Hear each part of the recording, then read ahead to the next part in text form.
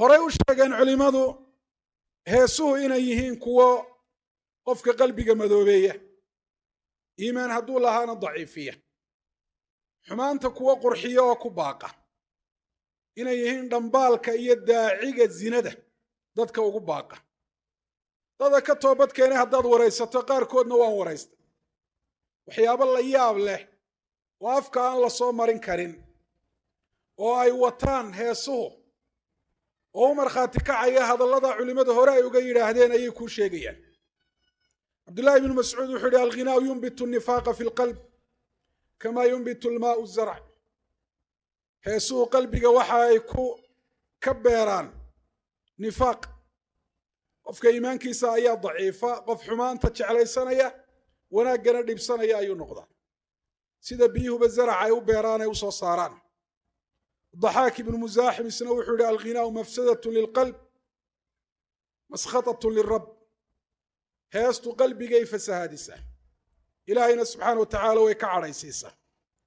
alfudayl ibnu ciyaad caalimkii weynaa ee caabidkana ahaa wuxuu yidhi alghinaau ruqyat zina.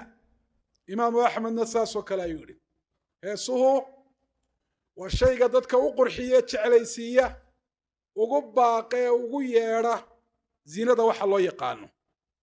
yaziid ibnu lwaliid tolkii reer bani umaya oo markaa madaxtinimada hayay buu la hadlay, wuxu uhi yaa bani umaya iyaakum alghinaa.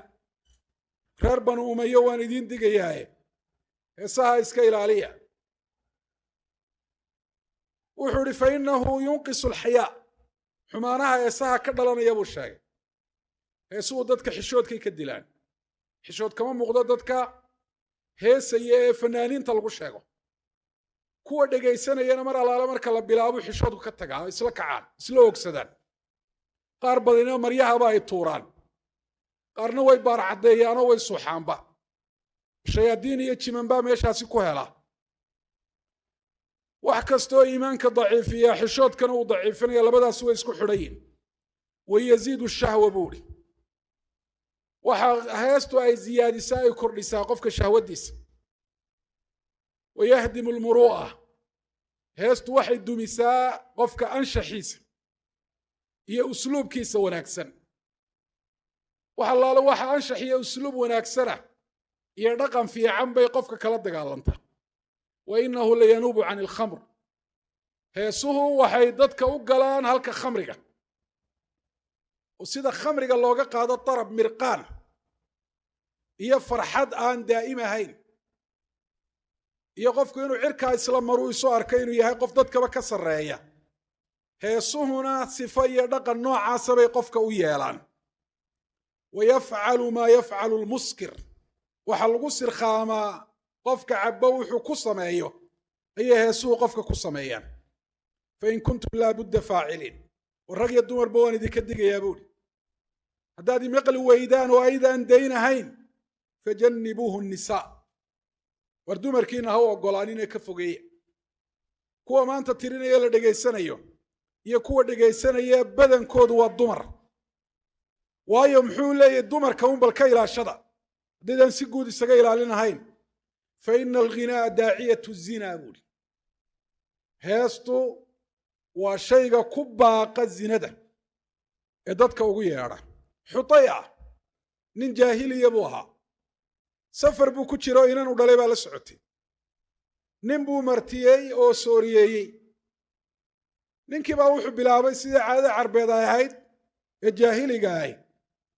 markuu dhargey wuxuu cunaya uu cunay, xoolihiisiina uu maalay, ayuu wuxuu la soo baxay bahalkii cuudkii iyo muusigii. xutaya ayaa maqlay. ninkiibuu u tago wuxuu yidhi war inan baa ila socota buuhi. hadda ninkaasi waa nin jaahiliya, laakinahu yacrif maa yafcalu alghinaau fi lmar'a. wuxuu si dhaba u garanayaa, oo isagu aayad iyo xadiistoona ma yaqaano, maba rumaysnayn markaas, laakiin wuxuu tajribe ku ogaaday iyo khibradda nolosha heestu waxay ruuxa dumarka ku samayso iyo sida xaaladdeeda ay u beddesho iyo xagga ay u jiiddo iyo waxa ay ugu yeedho. fa inahu daaciyatu zinaa buuhi. zinadu wax foolxumaa inay tahay way garanayeen iyagoon muslimiin ba ahayn. in badanoo ka midiina sharaftooda si aanay u dilin bay uga fogaan jireen. marka laba kala door buuri ninkaygaa martida ku ahay inaan kaa gudo oo inanteeda kaxaysto aan heestaa ka fogeeyo iyo muusiga aad garaacayso iyo inaad waxaa iga daysay inta waagu ii baryaayo. waxaa munkarka ah ee dabadda loola soo baxay heesta, muusiga, qaawanaanta, isdhexgalka, isqabqabsashadaas iyo waxyaabaha kale natiijo u noqda midhaha ka dhasha ah waa faxshaagii ilaahay subxaana wa tacaala fawaaxishtii ilaahay u xaaraantimeeyey. ilaahay subxana wa tacala wuxu uhi qul inamaa xarama rabbiya alfawaaxish. fawaaxishtu waa maxay? waa wax kasta oo foolxumo ah oo inuu ilaahay amarkiisii khilaafsan yahay iyo sharcigiisii iyo diintiisii ay muuqato oo madmadow aanu ku jirin oo aanay qarsoonayn. war ilaahay baa inoo nicmeeye waddankan inoogu nicmeeyey, nabad buu ilaahay inagu siiyey, samada barakadeedii buu ilaahay inoo furay, ilaahay baa inagu arsaaqa subxaana wa tacaala. war ilaahay ciqaabkiisa iskama celin karno, rabbina subxaanahu wa tacaala nicmooyinkiisa kama maaranno. waxaa la samaynayaana wuxuu sabab u noqonayaa in ilaahay nicmada niqmo iyo cadaab uu ku bedelo, rabbina subxaana wa tacaala barakaadkiisa uu inaga xidho. rabbi subxaana wa tacaala wuxuu kitaabkiisa ku sheegay ilaahay haddii laga boqo diinta lagu dhaqmo oo lagu toosnaado ilaahay nicamkiisu inay kordhayaan ay ziyaadayaan. waan low istaqaamuu cala ariiqati la asqaynaahu maan gadaqa waman yattaqi illaha yajcal lahu makhraja wayarzuqu min xaysu laa yaxtasib. ilaahay haddii la caasiyo oo weliba macsiyada bannaanka loola soo baxo, ila iyadoo macsiyo wadaa haddana way isdhaantaa. macsiyo lala jahrayo oo ay u dhigmaysa xaaladdu sidii oo la leeyahay oo kale, ilaahayow waanagaa si badheedha amarkaagii u khilaafayna maxaad naga qaadi kartaa ama maxaadna yeeli kartaa. iyo macsiyo qofku uu qarsanayo oo uu la dhuumanayo oo yaxyax iyo xishood isagoo ku jira uu samaynayo way kala duwan yihiin. waa ka nebi maxamed calayhi salaatu wasalaam yidhi ummaddayda waa loo dembi dhaafayaa ilaa kuwa macsiyada bannaanka ula soo baxa, wixii ay sameeyeene si qarsoonba uga dhacay ka sheekeeyee muujiyo iyagoo ku faraxsan, kuwaas iyaga loo dhaafi maayo buuri rasuulku calayhi salaatu wasalaam. wuxuu nebi maxamed calayhi salaatu wasalaam inoo sheegay heesaha iyo xumaanta ay wataan ee dabada ay ku jiidanayaan ciqaabyo ka dhalanaya, sida uu sheegay caalimkii weynaa ibnulqayimna. in badan oo ka mida ciqaabyadaasi waa la arkay iyagoo ku dhacay dadkii amarka ilaahay khilaafkiisa u badheedhay. wuxuu ilaahay u diidayna hawadooda iyo doonista naftooda ka raacay. wuxu uhi rasuulku sida bukhaari uu wariyey isagoo mucallaqa, isagoo mawsuulana kutub kaloo kuwa xadiidkaa ku soo arooray, layakuunanna fi hadihi lumma, wuxu uhi rasuulku calayhi salaatu wasalaam, layakuunanna min ummatii aqwaamun yastaxilluuna alxira walxariira walkhamra walmacaazif. ummaddayda waxaa ka mid noqon doona oo waxaan wakhtiga aan jirin, laakiin rasuulku uu sheegay inuu dhici doono, maantana innagu aynu aragno. dad xalaashada ayaa ka mid noqon doona zinada, bimacnaa sida xalaashoo kale u sameeya. waxaa ka mid noqon doona dad xalaashada xariirta, rag xariirta xidha oo ragga laga xaaraantimeeyey dumarkana loo xalaaleeyey. kuwa khamriga xalaashada, kuwa xalaashada almacaazif. macaaziftu waa aalaadka iyo qalabka heesaha loo garaaco magacyada kala duwan leh. walayanzilanna aqwaamun ilaa janbi calam. way xalaashadaan macnaheedu waa maxay? macnaa waa xaaraan shaygani, ila hadduu marka horeba xalaal u yahay way xalaashadaan lama yidhaahdeen. waxay culimmadu u daliishadeen xadiidka waxaas inay xaaraan yihiin. walayanzilanna aqwaamun ilaa janbi calam yaruuxu calayhim bisaarixatin lahum ya'tiihim fayaquuluun irjic ilayna hadan. qoom waxaa dadka sameeye ka mida buu rasuulu ka warramaya waxa ku dhici doona. buur dhinaceed bay degi doonaan buu ihi. calam waa jabal. xoolahoodii foofay ayaa soo caraabi doona, soo hoyan doona. nicmada ilaahay subxaana wa tacaala waxay kaga jawaabi doonaan halkan shukri ay kaga jawaabi lahaayeen inay bilaabaan hees iyo macaasif qalabka heesaa loo garaacay inay tuntaan. qof baa u iman doona baahan oo soo martiyey, waxay odhan doonaan irjic ilayna gadan, berri nagu soo noqo. fayubayituhum allah, ilaahay baa subxaana watacaala miraya. ilaahay inuu cadaabkiisa inagu miro miyaynaan ka baqanahayn? faaminuu makra allah, ilaahay subxaana watacaala ciqaabkiisu inagoo moogan inuu inagu dhaco miyaynaan ka baqanayn? wayadacu alcalam, buurtaasuu ilaahay ku duminaya. wayamsakhu aakhariina qiradatan wakhanaaziir, kuwo kalena ilaahay wuxuu ka dhigayaa suuradoodu bedelaya, uu doorinaya daayeero iyo doofaaro ilaa yowmi alqiyaama ayay sidaa ahaanayaan buuri rasuulku calayhi salaatu wasalaam. nacdasha ilaahay baa ku dhacaysa sawdka iyo dhawaaqa xaaraanta ah, sawtu shaytaana, dadka tirinaya ee ku dhawaaqaya kuwa dhegaysanayaba. wuxuuhi rasuulku calayhi salaatu wasalaam sawtaani malcuunaan, laba dhawaaq way nacdalayin. cardada ku dhawaaqaya ilaahay raxmaddiisa ayay ka fog yihiin. sawtu mizmaarin cinda nicma, muusig la garaacdo marka la nicmaysan yihi.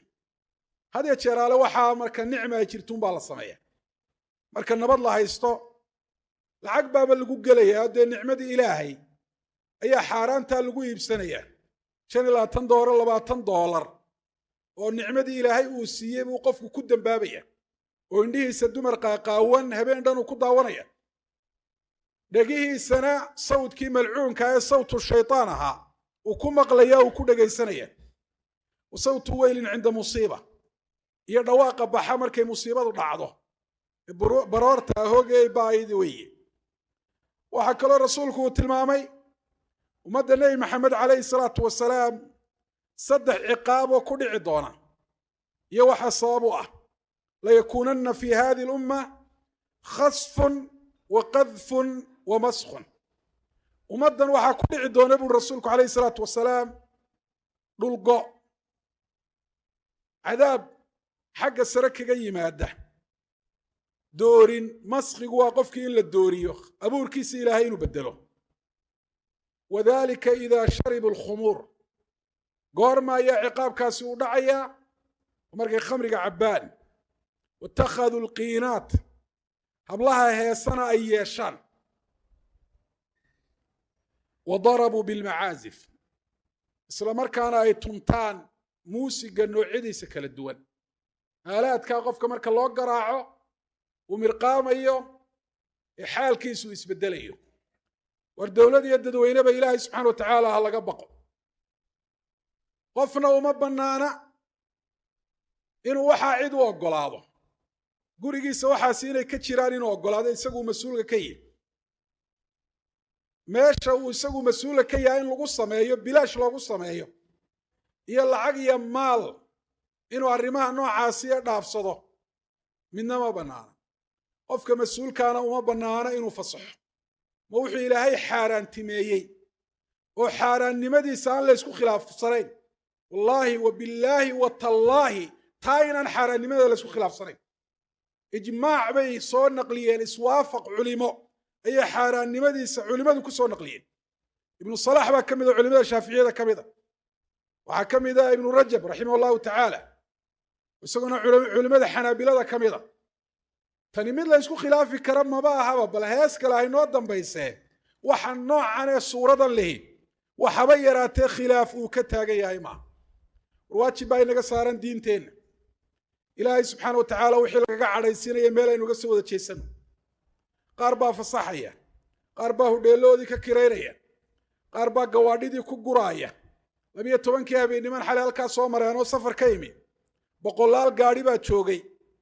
habla iyo inamo iyo dhalinyar ayaa bannaanka iyo gudahoo buuxsameba joogay.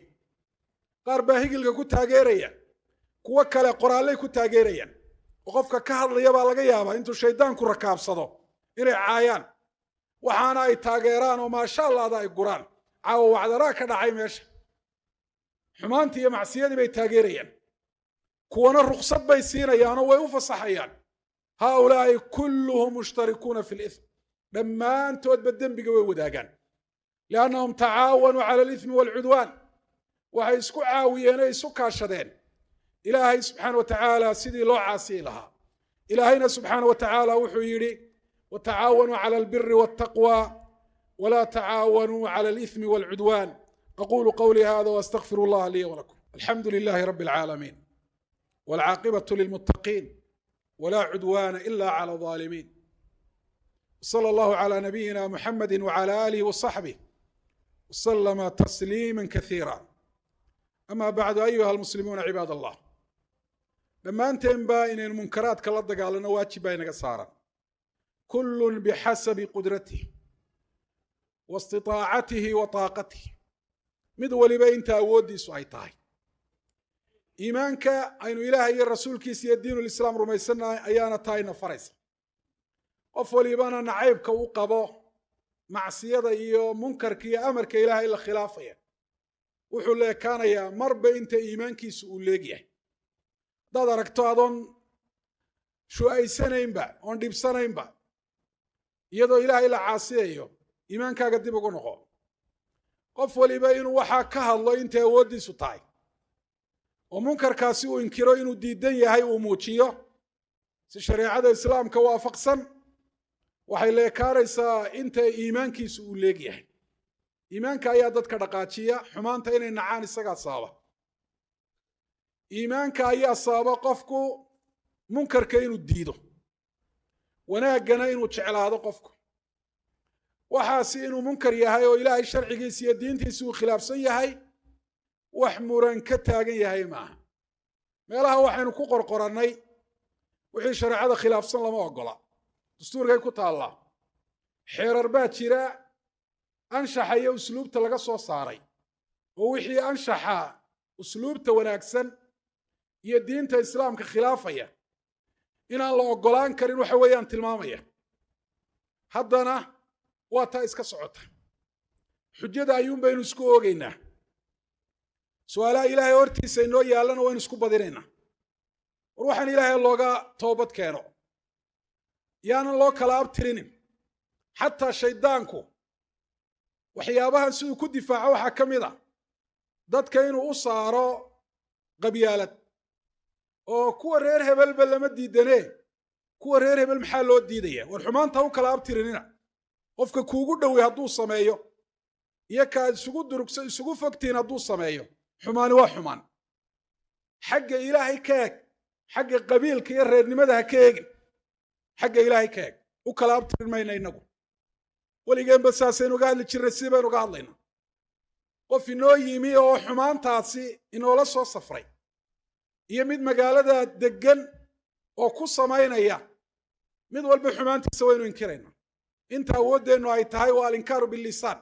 taa maanta awood baynu leenay inaynu afka ka sheegno waxaasi munkar iyo macsiyo iyo fawaaxish inuu yahay. haddii laga aamusana waxaa dhacaysa dadku inay la qabsadaan oo ay u arkaan waxani inuu yahay shay iska caadiya, oo xumaanta shaygaasi uu leeyahay ee qulubtooda ay ka dareensan yihiin marba mara ka dambaysa inay sii yaraato. ogaada waxaa xoolo laga shaqaysanaya waxa inu xaaraan yihin.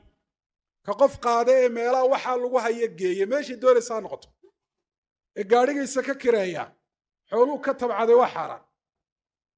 ka goobta ganacsiya uu leeyahay ka kireeya, xooluu ka shaqaystayna waa xaaraan. ka xoolihiisa ku bixiyaana meel xaaraana buu xoolihiisii ku bixiyey. qiyaamaha oo ilaahay baa lagu hor joojin doonaa. waxyaabaa lagu weydiinaya waxaa ka mid ah cumrigaaga, dhallinyaronimadaada, cilmigaaga. dad badani waxaas inuu xaaranya way garanayaan, laakiin way badrheerayaan. waxaa lagu weydiin doonaa xoolahaaga, xaggaad ka tabcataad ka shaqaysatay, halkaad ku bixisay maalkii nicmada ilaahay uu ku siiyey ee aad ugu dhowaan lahayd ee sahay aakhiraad ka dhigan lahayd.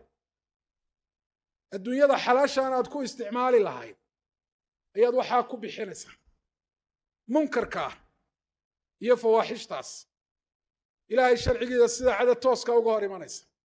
nebi maxamed baa yidhi calayhi salaatu wasalaam, sida abu daawuud wariyey, ina allaha idaa xarama shayan xarama thamanahu. kumaale maanta waxaas ilaahay uu xalaaleeyey. habluhu inay saa isu qaawiyaan ilaahay baa xalaaleeyey yaa odhanaya maanta.